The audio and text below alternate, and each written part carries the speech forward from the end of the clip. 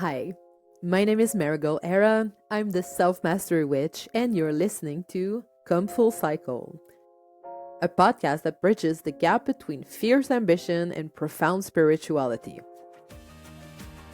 I welcome you, dreamers, endoers, trailblazers, and world changers.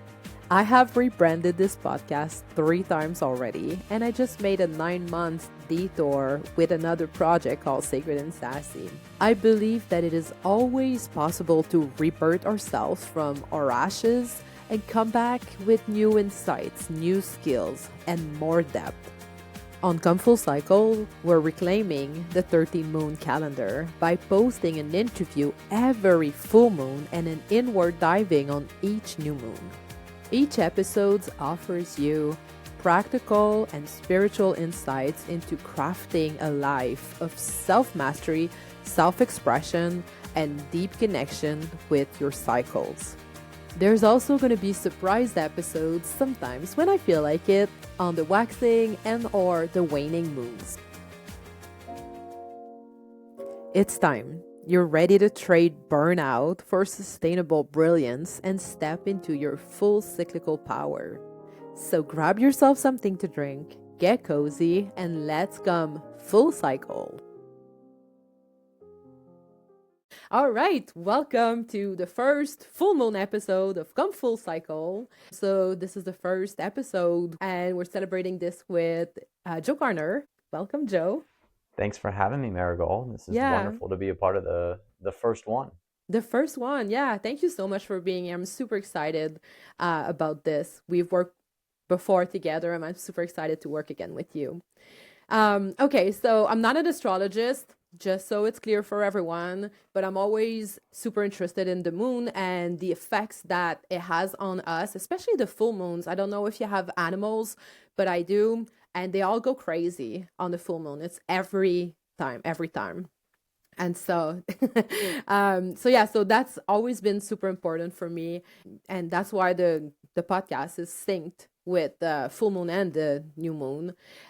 So this full moon on December 4th, 2025 is also called the cold moon. Did you know that?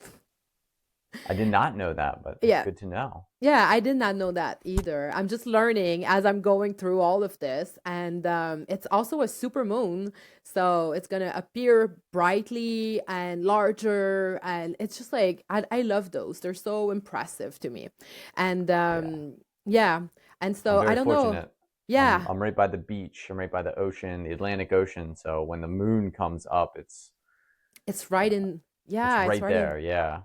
Yeah, I was wondering where you're at. I'm like in Canada, so it's getting colder. So it makes sense that it's a cold moon. And where hmm are you?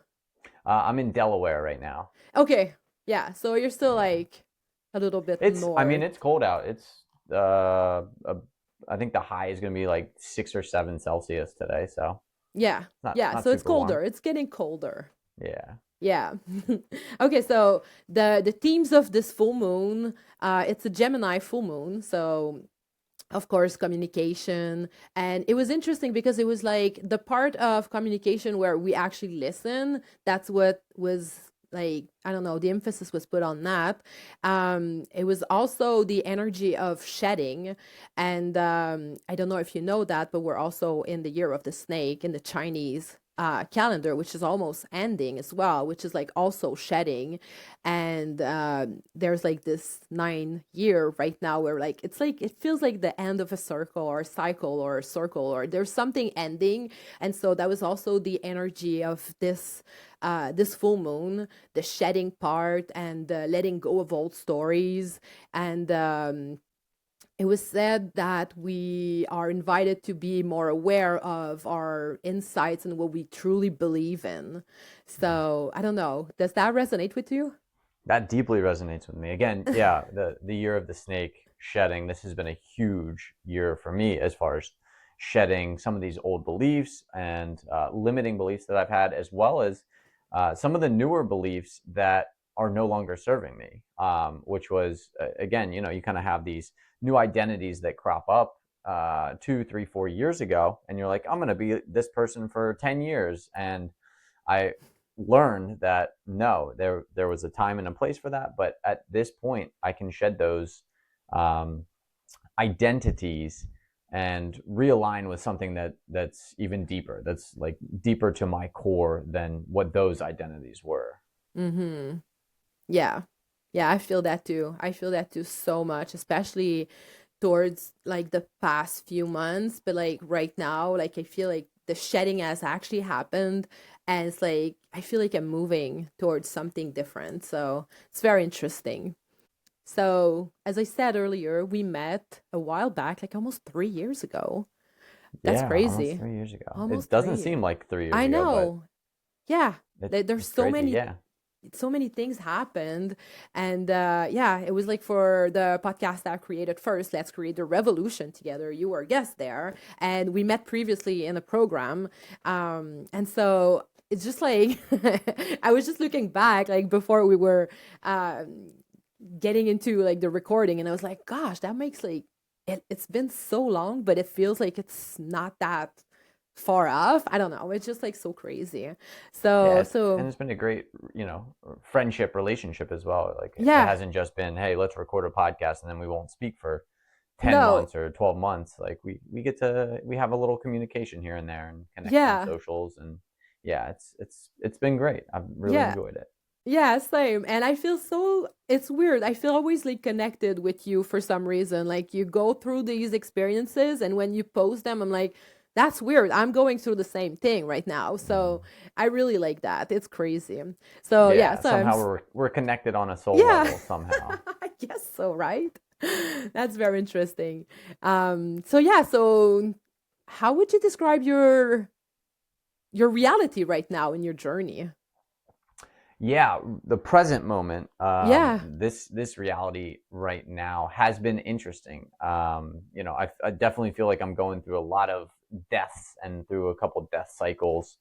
I was able to go to a shamanic retreat about a month ago. Okay.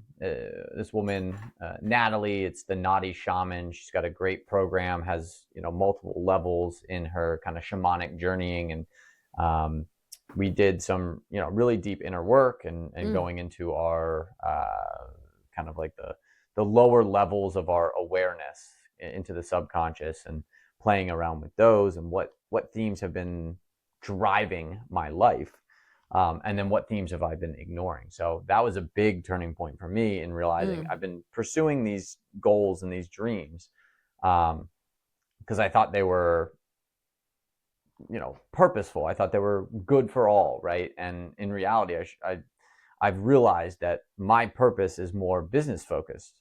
You go through this spiritual development and you're like, well, now my life is about spirituality. And in reality, your life is about, making enough money to survive and live and enjoy life and having so much abundance that you can give it away to many, many mm, other people. A lot of times that spiritual pathway. And again, I had spiritual coaches, I had business coaches, I had people that were helping me kind of get this perspective. But I was pursuing the wrong thing. I wasn't mm, pursuing the right thing for my soul, which was spiritual coaching, meditation coaching, these kind of aspects. So that's been that part of the death cycle that I have been going through right now, and really coming out of, especially in the last month since that retreat, really accepting and aligning with this. Again, so much of my life has been focused on business. I went to school for finance. I've been trading all my life. I've owned four different businesses along the way. Well, four like real businesses, and then I had a coaching business and a couple other businesses as well. But mm. four businesses that had over six figures in income on an annual basis. So So that that was was before the awakening, right? before the awakening, correct? Yeah. Yeah. Yeah. And then you had your awakening. And Yeah. And then then I kind of traveled the world for a year, and then I was trying to figure out how to be a coach full time. I was doing the podcast full time and trying to see if I could make that work. And it felt like I was swimming against the current. Mm-hmm. Even though I was pursuing what I thought my heart wanted, what I've realized is that the spiritual journey doesn't have to mean that you go into teaching spirituality, right? It doesn't mean that you have to commodify your spiritual journey. It just means that as you become more spiritual, maybe you become better at the thing that you were already good at. And that thing Mm. for me was running fairly large organizations, medium to large organizations. And going through that spiritual journey and then coming out on the other side, I feel like I have just such a better perspective of how to run businesses with, more of a heart-centered aspect. Still focused on KPI, still focused on metrics and do the numbers work, because that's a key Mm-hmm. factor. You can't Of course. you can't change a system by making new rules. You change a system by playing within the rules, but using those rules to your advantage, right? And Mm. that's where I feel like I can make the most impact in the world right now. That's very interesting. I love that. I love that. That's yes. Okay, so I want to circle back because like that's where you're at right now. But then like 3 years ago when we met, you were not there at all. And so as you said, you went into like spirituality and trying to make a coaching business. Was the coaching business before the podcast or was it like The podcast actually came before. okay. And Okay, then so I had okay, gotten one or two clients from the podcast, and they said, right. "Hey, can we work with you because of your podcast?" And I was like, "Yeah, why not?" And then started the Okay. coaching business. Okay, so let's talk about the podcast. The podcast was called, well, it is still called Changing the Channel, but you paused it, right? I did, yeah. That was a part of the that kind of dying that came from that retreat. Mm-hmm. Was my energy and my focus does not need to be on the podcast and sharing every little detail of my spiritual journey and all of that. I can kind of let that go. And now what it symbolizes is the journey, and it'll live on forever. Again, nothing gets deleted from the internet. So if anybody wants to look up, what was Joe Garner's spiritual transformation like from 2023 to 2025, there's record on there, and Yeah. I'm still hopeful that plenty of people will find benefit and value, and it'll stay out there forever. And it'll be a cool and unique tool for me to share with people. Mm-hmm. As I have business relationships, I can also share with them, hey, maybe check this podcast out that I did with this guy 3 years ago, and kind Yeah. of use it as that.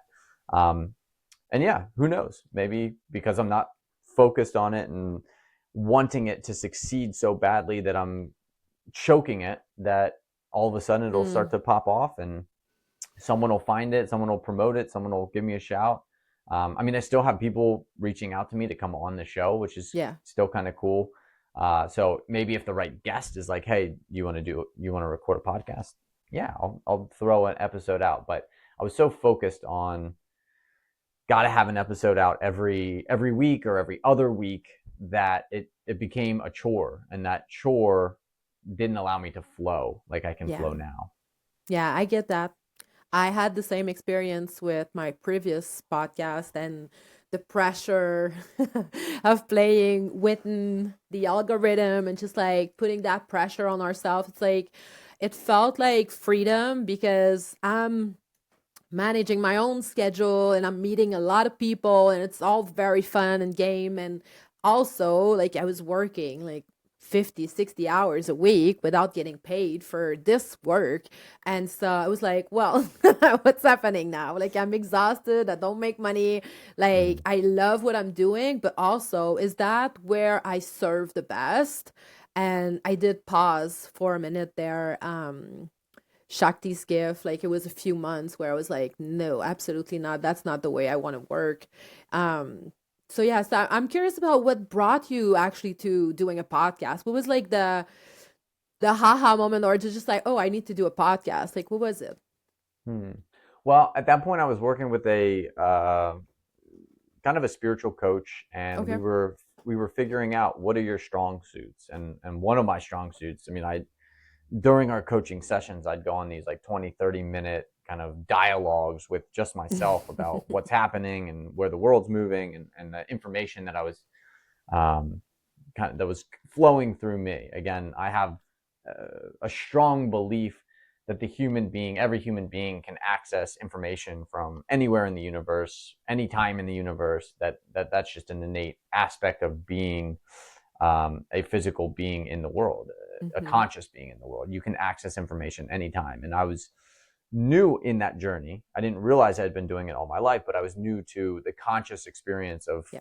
channeling, bringing information in, that kind of stuff. So the whole idea behind it was, well, I'll just get on a show and start channeling information for people and see what happens.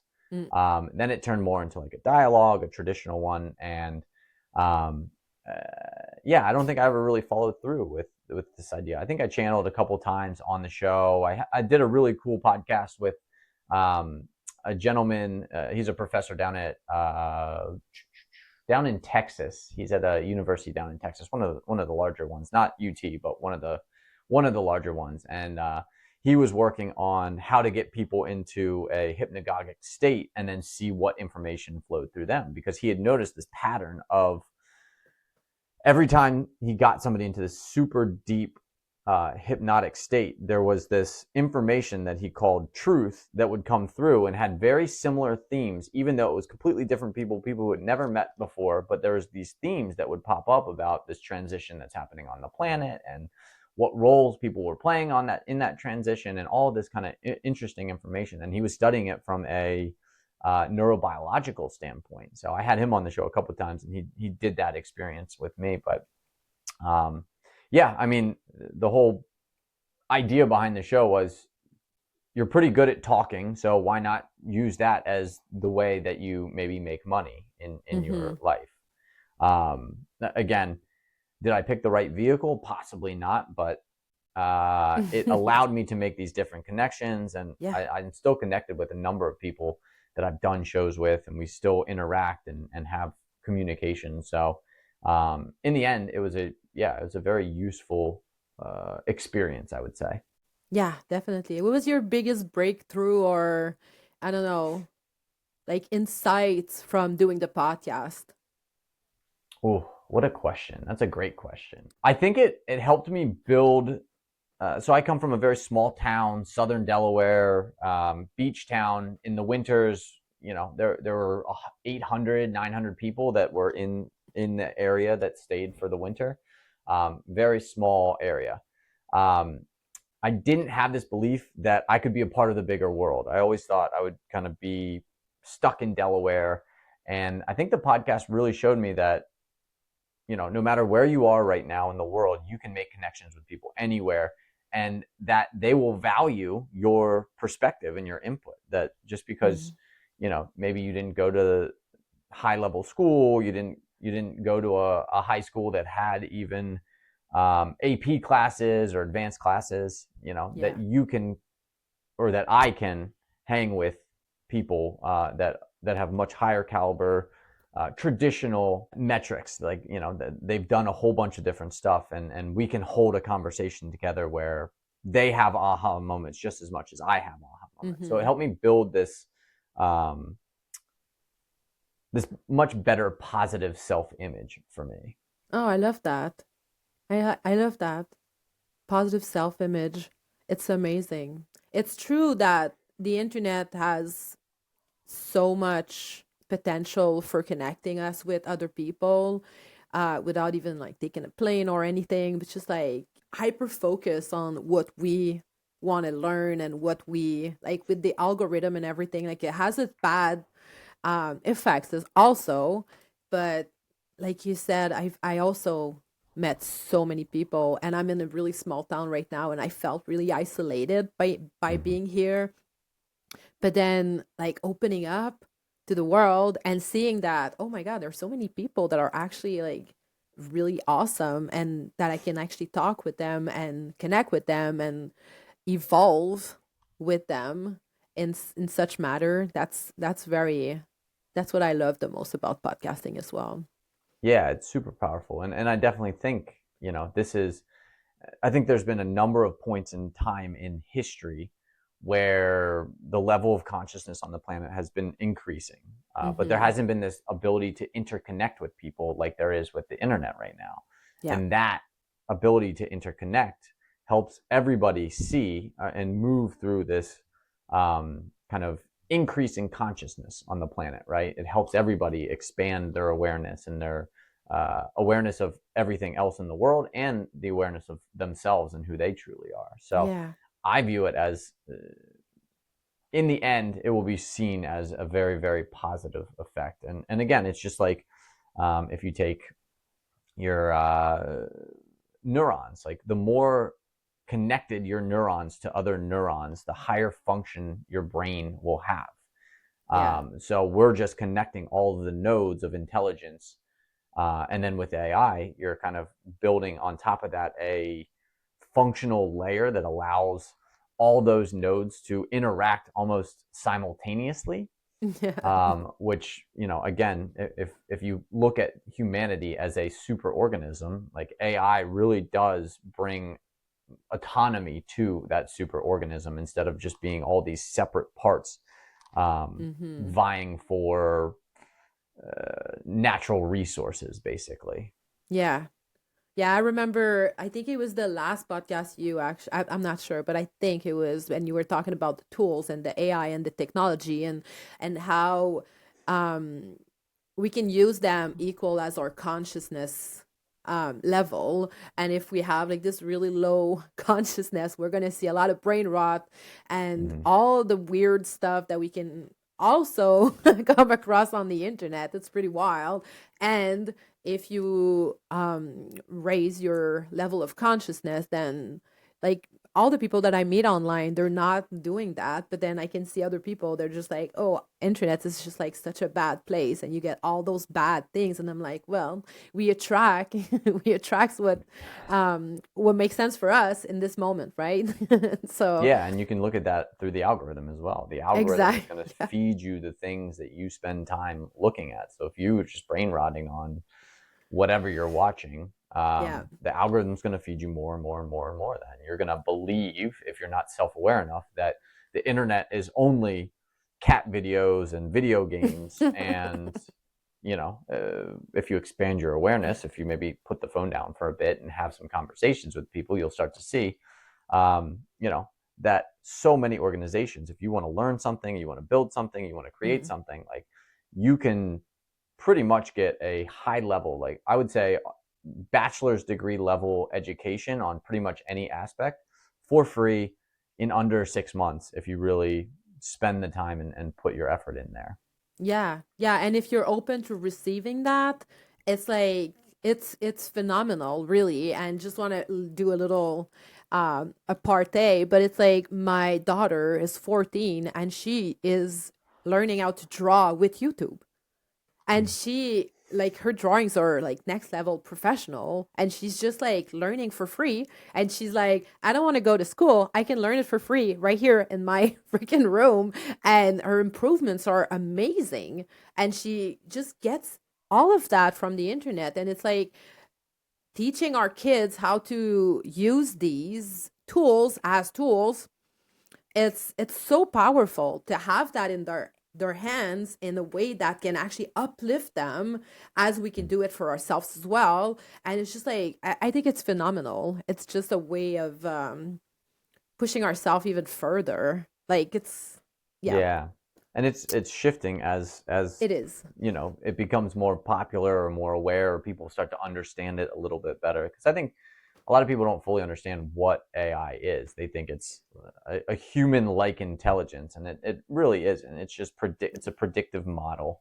Yeah. Um, there are models that are approaching a human level intelligence where it can reason, it can negotiate with itself, it can have these sub um, categories of itself that it kind of reasons with to come up with the best answer that can possibly happen. But as far as like this super intelligence, it's not quite there yet, but it's definitely intelligent enough to take over a lot of mundane tasks that we don't need, as well as help identify and understand individual learning pathways for each child. And I Mm, think that's really one of the biggest ones, as more and more school systems adopt a little bit more AI into their curriculum.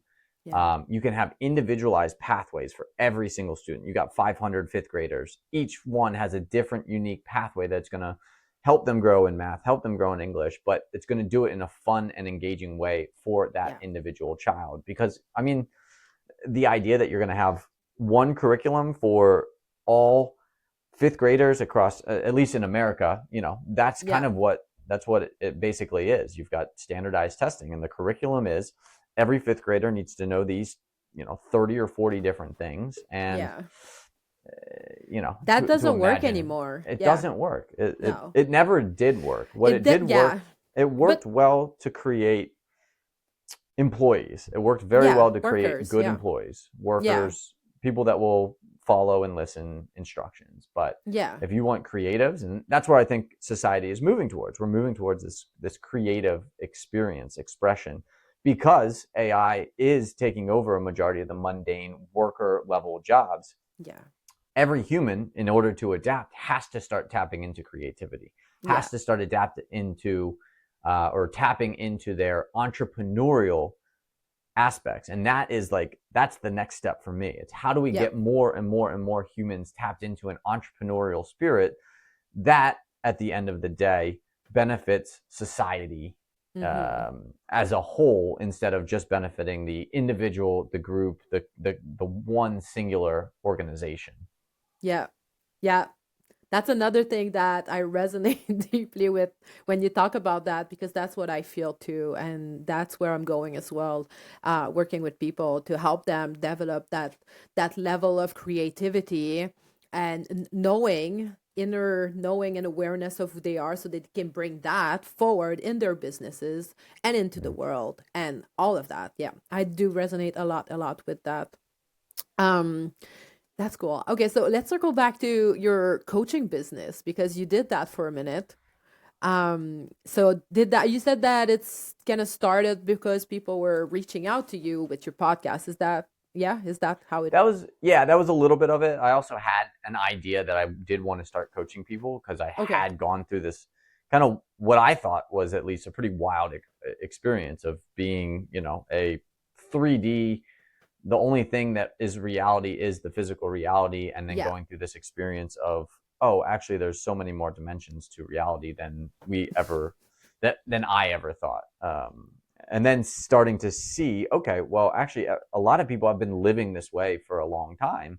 I was just projecting my reality onto everybody else and thinking that everybody else just had this three-dimensional, 5 sense reality Yeah. basis, and that just wasn't fundamentally true. So I was like, well, why not teach what I've learned and see if that could help benefit other people as they move along their journey as well. So that was kind of the Mm-hmm. impetus to the coaching aspect, was let me help people um, get through that initial step, that kind of first awakening on their spiritual experience. Mm-hmm. Yeah. So how was your experience of the coaching business? it was it was difficult for me. Yeah. So I've taken a number of like Clifford strength tests, and these different like, who are you as a fundamental person, right? And for Yeah. me, I am somebody who needs to interact with people on a daily basis, and not just this kind of like superficial coaching. Not that it's superficial, like a brief encounter with somebody once a week, that Yeah. that didn't suffice. I need to be communicating with people, leading teams, building larger and larger teams and organizations. That's what lights me up. So the individual solopreneur um, coach route really went against everything that I enjoyed. So I'd have all this Mm. energy. I'd have, all right, game plan. Here's how I'm going to get clients. Here's how I'm going to coach. And then I'd get 3, 4, 5 clients all at the same time. And then I'd realize I really don't enjoy this one-on-one coaching. So I was like, all right, I'll open up to a group coaching session. And then I was like, well, that's even worse. Like, I enjoy group coaching even less than I enjoy singular coaching. Um, but again, my thought process was, well, I've gone through this. Like, there has to be a reason why I went through this. And Mm-hmm. the natural progression was because I'm here to teach it, because I'm here to be a guide, a mentor, something along those lines. And that's not particularly false, but I don't need to be a mentor on the spiritual path. I can be a mentor on the business path while bringing some spirituality into the conversation. It Yeah. doesn't all have to be about how do you meditate to be a better person. It can be how to be a better person while using a little bit of meditation, and I can kind of help you in Uh-huh. that meditative experience. Because Right. in that time in the coaching, I was also leading meditation groups. I was trying to start some meditation retreats and like coaching retreats, but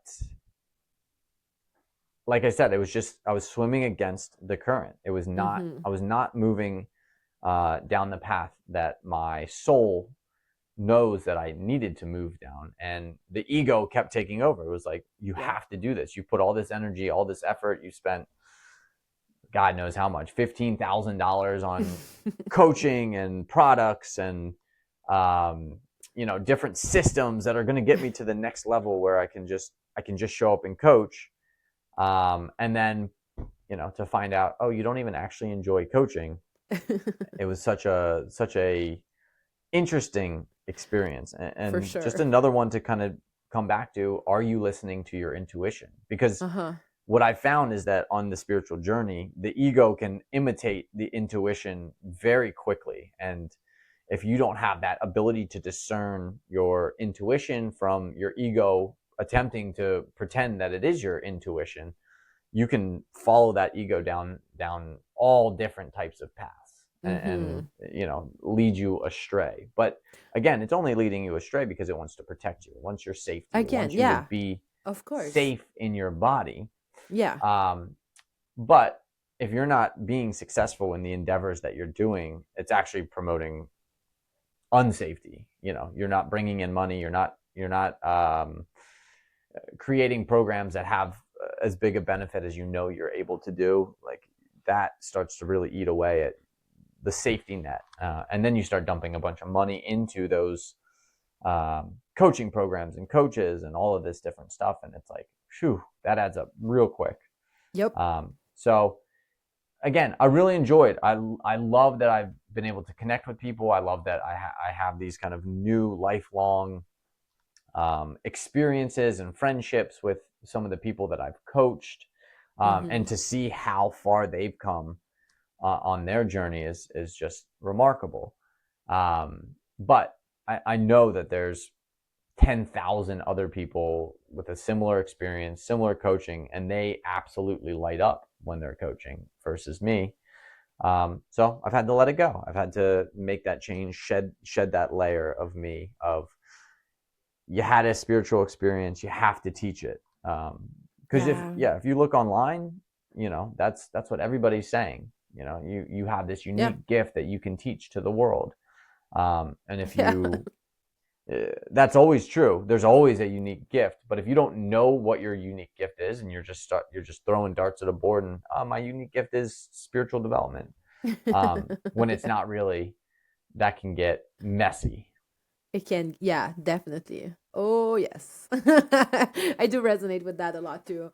Um, when I started my coaching business as well, I wanted to coach parents because I was an unschooling parent. So I was like, obviously, I'm going to help these people because obviously, like, this is what I do every day. Obviously, I have this expertise in that domain. And so, of course, but it was just not lighting me up at all. And I had like all this pressure of keeping the unschooling lifestyle. And it was like, what if my kid wants to go to school and that's their path and they want to go to school? And then I'm stuck being with the people. Like, it's so external.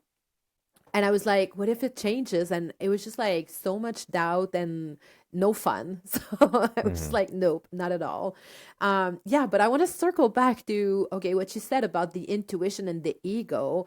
And it's like, um, how did you succeed finding the difference between those two? Because I think that a lot of people are going through this and there's something coming up and it's like, oh, it's my intuition. But then, like, what are your takeaway, or how did you manage to find the differences? Like who's speaking? Yeah, that is again difficult. And at one point, I had a whole class planned on how to discern intuition from ego. Yeah. I kind of planned it all out, but honestly, it's subtle. It's inside the body, and you have to kind of find that place where your intuition speaks through you. So Mm. usually, when you're in, again, this is primarily in like a meditative state, but if you've been able to get to a point where throughout your day you're in a meditative state, it can be in your waking experience when you're in beta. Um, but usually, when you start to get a message, get a download, get some information, you'll start to feel it somewhere in your body. And if you're not aware of where you feel it, take a minute just to tune back into the body before you start getting more information and say, well, okay, this is coming in through my solar plexus, or this is coming in through my back, or this is coming in through my heart. And for me, the heart is kind of where the intuition speaks through me and to me. So anytime I get this, I'm getting information, I'm getting this download, I check in, is this coming through the heart or is it coming through somewhere else? And 99% of the time, if I feel that heart, if I feel it, because again, the ego can't control the inputs, it can only control how it interprets those inputs. So if you kind of put the ego aside and you start to really feel where it's coming through, the ego can't control that at all. Mm-hmm. It's interpreting. It's a mental level inside of your brain that can interpret the inputs, but it can't direct the inputs. So that's been the key factor for me is it coming through my heart? And you can use very simple tools. So trying to let's say you've got two grocery stores that are kind of near your house, and you've got to go get milk and eggs and whatever else you need. Sit down, tune into your intuition, and say, which store should I go to? And then when you get an answer, when you get a clear answer, just kind of take note. Okay, that came through the solar plexus. Go to that store. Do you have a good interaction? Is there something that's on sale and you get a big discount? Do you run into somebody that you've been meaning to talk to for the last 6 months?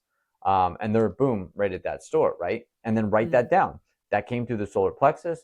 That was a good outcome. That was a positive experience for my intuition. Mm-hmm. And then just kind of building that awareness. And again, it's not easy. I still forget sometimes. I'll go into a meditation, I'll get all this information, I'll act upon some of it, and then I'll go back and be like, oh shoot, I didn't tune in. Was that coming through the heart? And I was like, nope, that came through your lower back. That's where the ego kind of, that information comes through. Yeah. And again, always keep in mind that it's not just intuition that's flowing through you. It's all those old patterns. It's all the connections that you've made with all these other people that maybe have a perspective that is a little bit more negative. Sometimes that filters the information through. So the more that you are tied to negative thinking, negative emotions, negative experiences, the harder it's going to be able to tell whether your intuition is coming through or not. And that's that whole self-development journey, is getting rid of those negative beliefs, negative ideas, negative connections. Again, surrounding yourself with people that are positive, that are building you up, that are building themselves up. That on a metaphysical perspective, you're taking away all the leaks and all the negative energy that's coming into your energetic system, and you're only filling it with positive, with light, with people and experiences that are moving you towards a higher version of yourself, Mm-hmm. which is what your intuition is guiding you towards. It's guiding you towards the highest representation of what you could possibly be in this physical lifetime. That's where it wants you to go. That's what your soul, this connection back to the whole, to everything, to God, to the universe, to the pleroma, whatever framework that you use.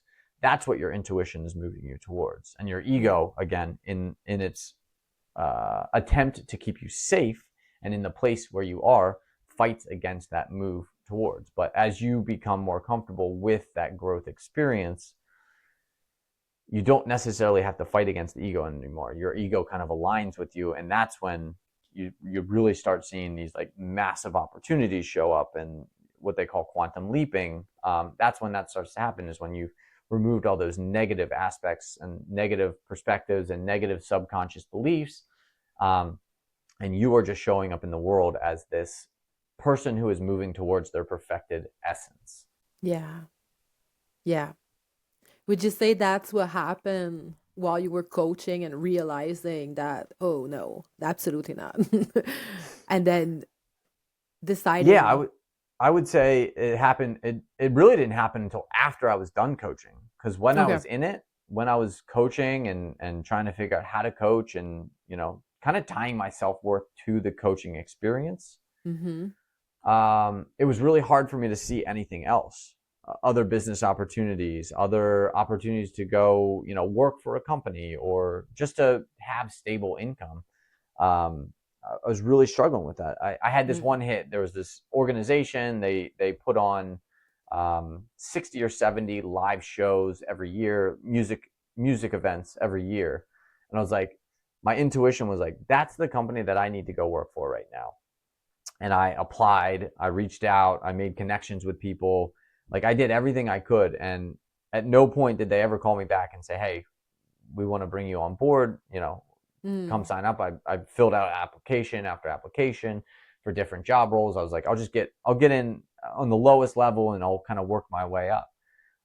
And that was, when I really look back, that was just my ego trying to keep me safe. It was like, Yeah. this is an opportunity to have, kind of everything that you say that you want, which is steady income, helping people, again, bringing arts to my hometown, which is such a cool perspective. Yeah. But it wasn't the right opportunity for me. I needed to be building bigger and bigger things, which is why I kind of settled on these opportunities, to help people build their entrepreneurial spirit, using already built systems. Again, there's so many businesses that are kind of plug and play. So I've got a couple of those that I usually recommend for people that are just kind of starting out. Okay. And then there's, if you've been in business and you want to sell your business, I can help you get the business ready to be sold. Make sure your key metrics are where buyers are going to want to see them, and then make sure that you are selling it to the right person, to the right Mm-hmm. organization, because you could sell it to the highest bidder, probably going to be a private equity firm, and then in 6 months they're just going to tear it apart, and the thing that you built for the last 15, 20, 30 years, they have basically destroyed it. Yeah. But if you find the right buyer, somebody who wants to continue and has kind of alignment in where you see the business going, um, that is a great opportunity for you to sell that business. That's very interesting. So do you bring these clients into their intuition to find those opportunities, or is that like, are you still using those kind of tools? I would say that I do it on a very subconscious or unconscious level. Okay. Like, I'm Yeah. like, what is your gut telling you right now? And I always bring it back to, what's your instinct right now? Like, what's your gut feeling on this? And then Mm-hmm. try to help them understand that, what Yeah. that gut feeling is, and or if they have like a religious perspective, like, what is God telling you about this opportunity or this person? And really just always tying it back to, um, you know, intuition is communication with a greater intelligence than you, right? And Yeah. whether you believe that's into the future, or that's some being that has more wisdom or more knowledge than you, whatever that aspect is, um, that's what it is. So I try to frame it in the reference that they understand. And if they're materialistic, then this is what quantum mechanics is teaching you. But I do so in a pretty kind of subdued, subconscious way. I wouldn't say I'm like going into the business trying to get people to be more intuitive. I'm trying to use their intuition to help me find the best answer for the That's right. business. I love that. I love that. It's like such a great balance between what you know and what they know and bring that alive. I love that. That's Yeah, without amazing. freaking people out as well. Yeah. Yeah, because you're not talking to the same people anymore because those people are not necessarily in the spiritual realm. Right. A lot of the time, yeah, I'm talking to, business owners, business leaders, people like that. And this idea of spirituality often kind of scares them. So, Yeah. I've had to shift that framework of, whether it's gut feeling or, yeah, I mean, intuition is a fairly common business term now. Okay. Um, Yeah. yeah, so Yeah. it's easy to use that one, and then yeah, I don't go into the depth and the explanation of what is your intuition. It's just like what do you feel? What's the right answer to you? If I had Yeah. a gun to your head, what would you say? Yes or no? Yeah. And usually that kind of gets them to a point where they're like, okay, this is not the right way. Let's figure something else out. That's very cool. That's very cool. Okay, so all of that path and just like road. And then we were talking about commodifying our spiritual awakening. And I feel like a lot of people are going through this as they're doing their spiritual awakening and they want to bring that forward because it's like you're evolving. And so, of course, you want to bring that forward.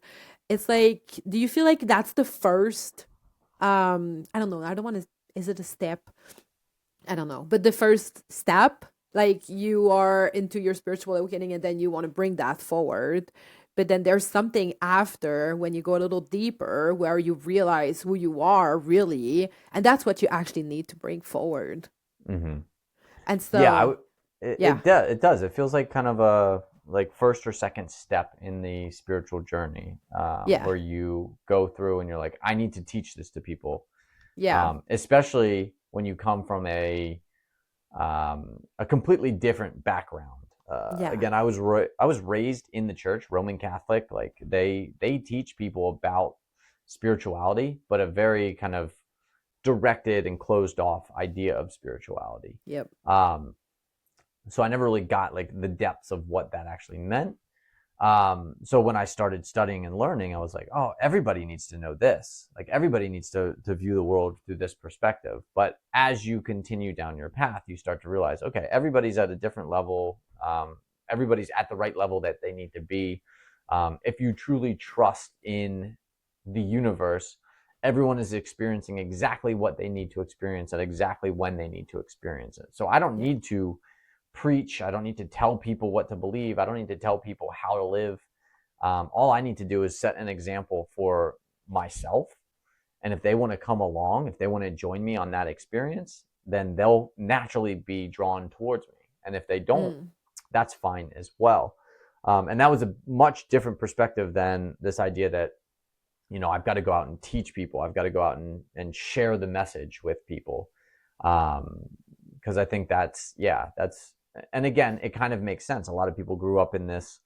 Um, there's a lot of the Western religions have this um, proselytizing aspect of it, right? So you have to go out and teach people about Jesus or about Allah. The Jewish religion doesn't necessarily believe in that. They're much more closed off. But they yeah. do a lot of that Western upbringing is about sharing the good news of whatever you've learned. It's a Mm-hmm. very American aspect as well. Everybody should be like America, right? We go around the world basically treating everybody like they're less than us because they haven't Americanized to our way of life. Mm-hmm. Um, so yeah, I would say that's just kind of this. It's a natural representation of how we've been raised, and it's a pattern that's playing out inside of a lot of people. But it doesn't necessarily mean that it's the right path or that it's what you need. Again, if you can kind of let go of this idea that you're here to another path, another step is that kind of um, messianic path where you're here to save the world, right? And I think everybody goes through that at some point or another in their spiritual journey. I'm connected to whatever deity and I'm here to kind of save the world. And Yeah. I think it's just a part of that expression and that part of that experience. but don't get stuck in that. Don't spend years in that place. Have that Mm. belief, allow that belief to kind of permeate through you that you are of and like God, but that doesn't mean that you are God and you're here to change the world. Hmm. Well, maybe not in that sense. I feel like as I'm listening to you, I feel like it's a really teenage attitude to go out there. And if you see like a spiritual awakening as living and breathing life. So Mm-hmm. we are awakened, let's say, and it's like the newborn, and then we get into child energy where we Yeah. discover all the things, and oh, we're meditating, and the crystals, and the astrology, Mm-hmm. and all of the little things, and then at one point we're entering this teenage phase of the awakening where we have to protest and to I don't know, revolt and just like be like against the other system and just like preach, you know. And then there's like this other step, this other phase where we get into adult awakened people Right. where we're more grounded, I feel like. And all Yeah. of those phases are amazing. They're all super fun, super great. But as you said, like we need to keep on evolving and not being stuck. And I feel like as our society, like collectively, I think we tend to stay a little bit longer in the teenage phase of Mm-hmm. life. And we see like 40 people that are still like very much adolescent, and it's just like they're just like still teenagers, and it's like I feel like it's kind of normal that it's reflecting in our spiritual journey. Right. Yeah.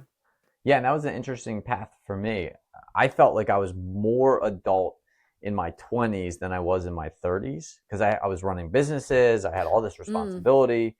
I rarely had time to myself ever, um, because I had I just had a whole bunch of different responsibilities in my life. So Mm. I felt like I was very mature from like 25 to 32, and then when I hit 33, I kind of went backwards. I was like, I want to live like a teenager. I want to live like a child again, and did that for a couple years, and I had the fortunate ability to be able to do that. But looking back on it, yeah, it was a very juvenile perspective of Yes. spirituality, of life, of of kind of everything. And now I've come back into balance with, all right, I don't need to not do anything, but I also don't need to, kind of change the world either. I can find the people and the opportunities that really excite me and just pursue those. Yeah. And oftentimes, and especially now, these opportunities, there's a lot of fruit on the tree. There's an ability to make a decent amount of money and abundance. And because I've gone through that spiritual development, Hmm. I don't feel like I need it. Like I need to amass a whole bunch of money. But what I do feel like is I can use that money for such a positive effect in the world. So the more Yeah. money that I make, the more opportunity I can to help other people, help family members, help friends, help organizations that are doing good in the world, invest in technology that is creating better systems in the world. Hmm. That's another project that I'm working on, this tokenization project. So we're taking an asset and tokenizing it because it's traditionally been a very illiquid asset. So it's very hard to buy and sell that asset. So what we're doing is we're tokenizing it and creating like a marketplace around that asset, that provides opportunity for people that don't have 50,000 to $1 million to buy one of these assets, gemstones. Um, Hmm. to buy a gemstone, they can actually gain access to it. And then when that asset gets sold, they benefit from the sale of that asset, whether that's, a couple $100 because they bought in for $500, or it's a couple tens of thousands of dollars because they bought in for 100,000. So, Hmm. um, it's yeah, and that project's really cool. It's such a unique opportunity for me, and it really excites me. That's probably the project that I'm most excited about right now is Mm. is this tokenization project. We're applying to start up accelerators. So kind of getting our base funding in, and we'll see where it takes us. Yeah. Yeah, I feel like the excitement is really where we need to follow. It's like, oh, if there's no excitement and if there's no joy into what we're doing, I don't feel like it's worth it. And I feel like after the spiritual awakening and all of that, and maybe that resonates with you, it's like the spiritual awakening and what you've been through becomes the foundation Mhm. for what you actually build as the adult awaken. I don't know. Yeah, exactly. I think that's exactly how it goes. Yeah. Yeah. I love that. That's amazing. I remember you said that you needed to ground those teaching in the 3D. It's like creating that link between what we are, I don't know, experiencing up here and also what we're experiencing here as well. Like down here and Yeah. up here, and just like creating this connection with these two that creates balance maybe. Right. And that, again, what the human to me is my experience of the human experience is that we do have this connection with, infinite potentiality, infinite possibilities. We are able to tune into all these different Mm. potentials and possibilities. But only the things that come through that come into existence have to come back through the human and be grounded into reality. So if you spend all your time up imagining what's possible in the world, you don't actually bring any of that down and start creating it. Well, then it just Mm-hmm. sits up as this potential possibility, this Yeah. slightly more potential possibility than any of the other possibilities that are out there. So as you start to focus your attention and intention on an opportunity, a pathway, something like that. And you really start to focus all your attention on it. And you're not just bouncing from this is a cool idea and then this is a cool idea and that's a cool idea. You really start to focus your attention on that. Then it starts to manifest into the reality because Yeah. you and everybody else that you're telling and everybody else that knows who you are starting to believe in that reality as well. It starts to become real in the sense that um, enough people believe that it can exist, that it does. And that's, again,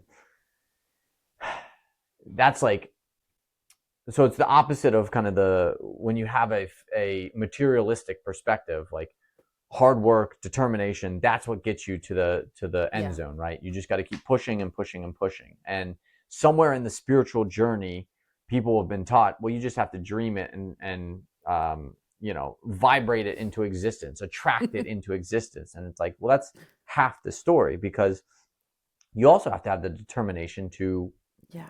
actually bring it into reality. Things don't just kind of willy-nilly show up just because you thought about it one day. They show up because you took steps day after day after day to bring it into reality.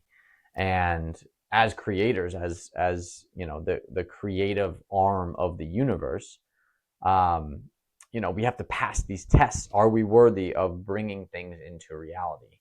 And that's the way that I kind of look at it. Have you passed enough tests where you can bring this gigantic idea into Mm. reality, or are you just dreaming of something into the future?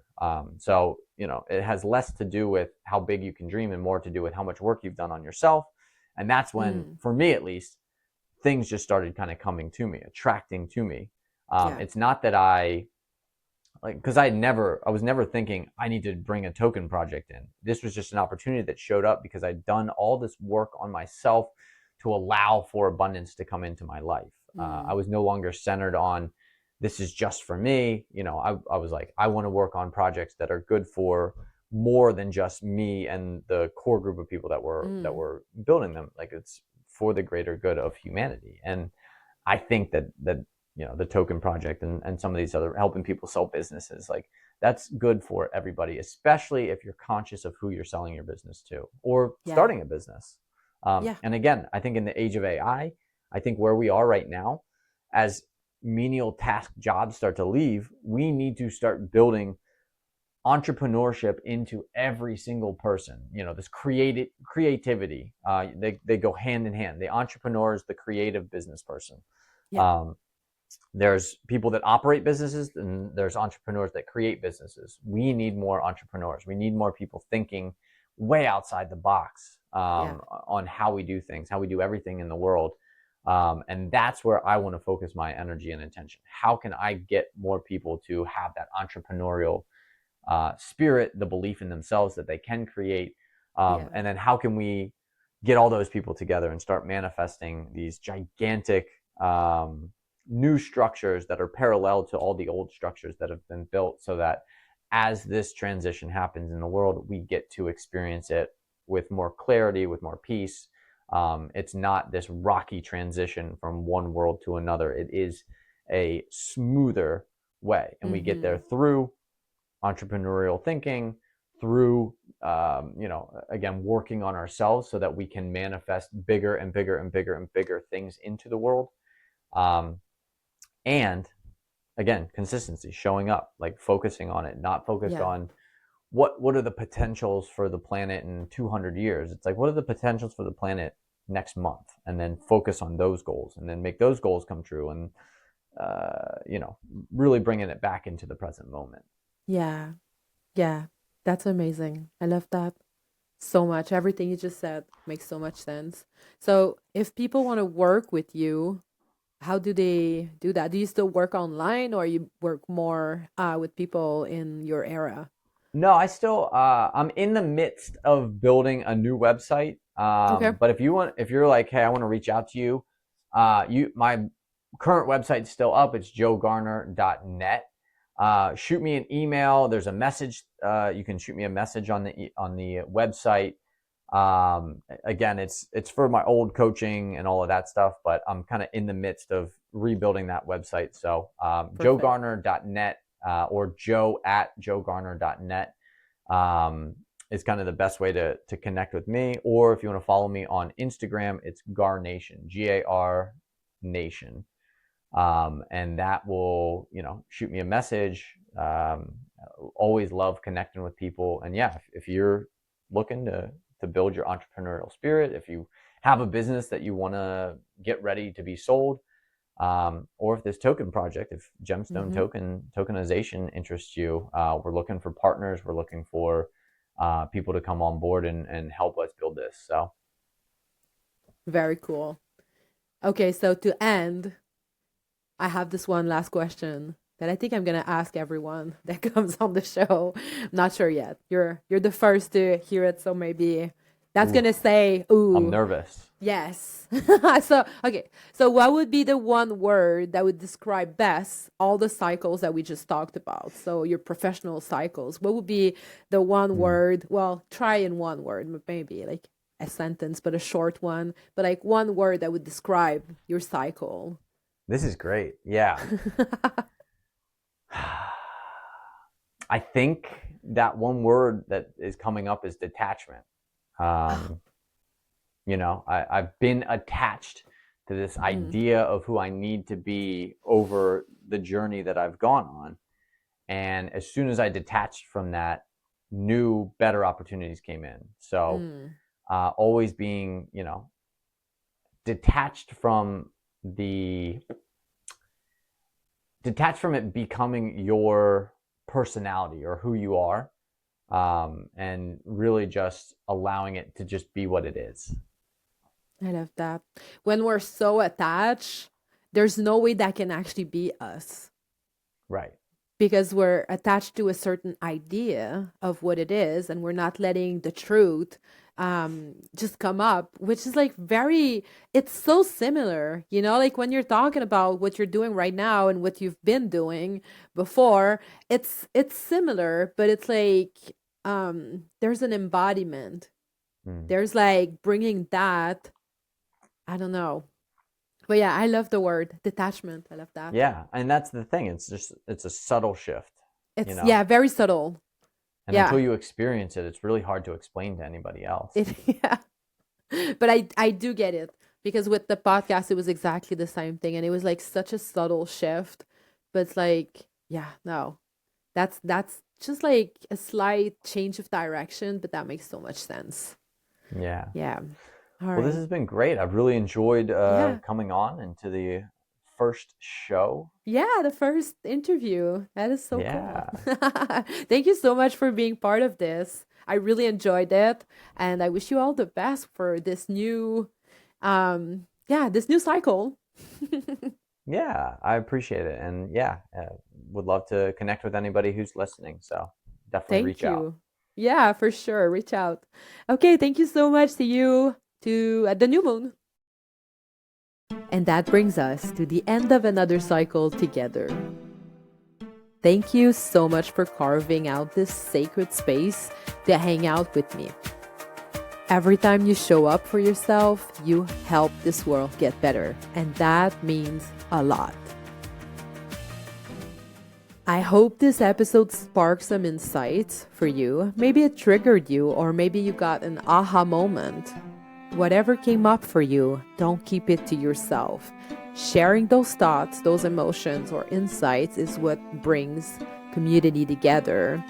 You'll be surprised to see how much people resonates with you.